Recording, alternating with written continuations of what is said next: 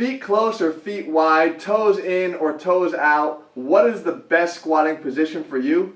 I'm going to show you today. That can only be answered by you and your own femur.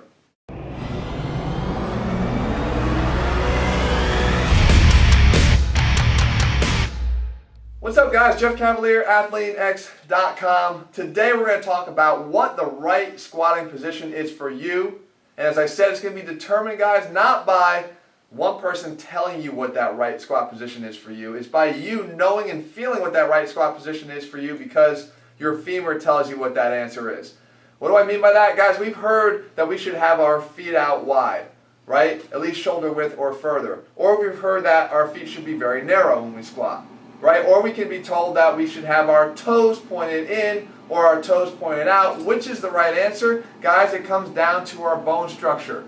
The bone structure can be different from person to person. We see that the neck and the head of this ball and socket joint can either be longer or shorter. In some people, the neck of the femur can be extended by even another inch or 2 inches. So if you look at how that sits here, guys, if we look, the normal femur would sit in here like that. The one with the longer neck on the femur is going to have to sit further away from the pelvis, right? Because it's got to fit inside that joint and it's already an extra 2 inches.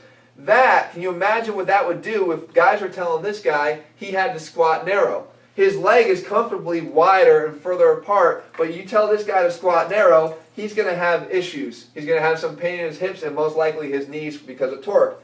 On the contrary, some people can have shorter necks of the femur here. So again, it can fit in really nice and snug, and you're telling this guy that he's got to squat wide. So now his hip is angled in. There's like a lot of stress, valgus stress right here on the inside of his knee. That would cause some problems for the guy. So if you're somebody that squats wide and feels pain on the inside of your knee, it could be that you've got this issue going on.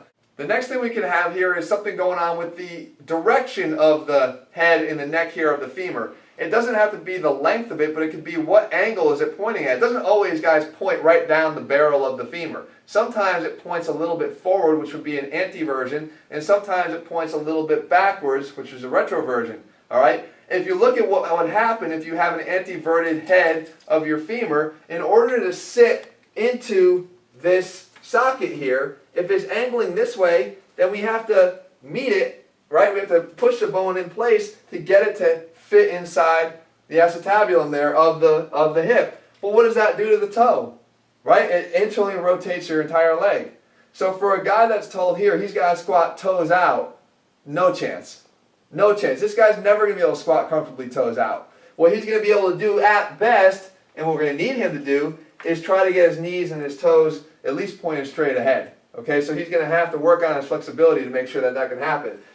On the contrary, the guy that's got the retroverted femur here, again, if it's pointing backwards, then we're going to have our femur sit into the socket like this.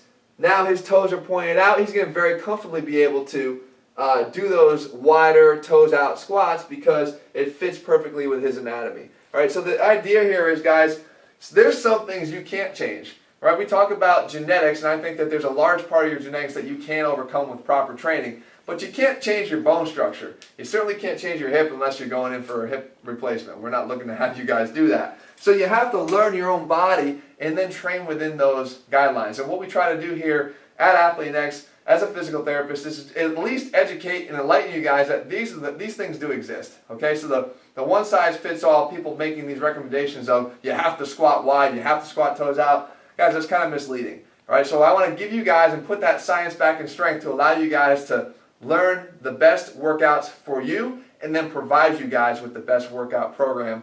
That, my friends, is over at ATHLEAN-X.com. You can head over there right now, join me on Team Athlean. Let me be not just your coach, but a physical therapist as well, and kind of teach you guys how to put that science back in strength, as I say. In the meantime, leave a comment down below. How do you squat? How do you squat most comfortably? What are the issues that you run into when you squat? And then let me know if this video was helpful by leaving me a thumbs up. I'll see you guys back here again in just a few days.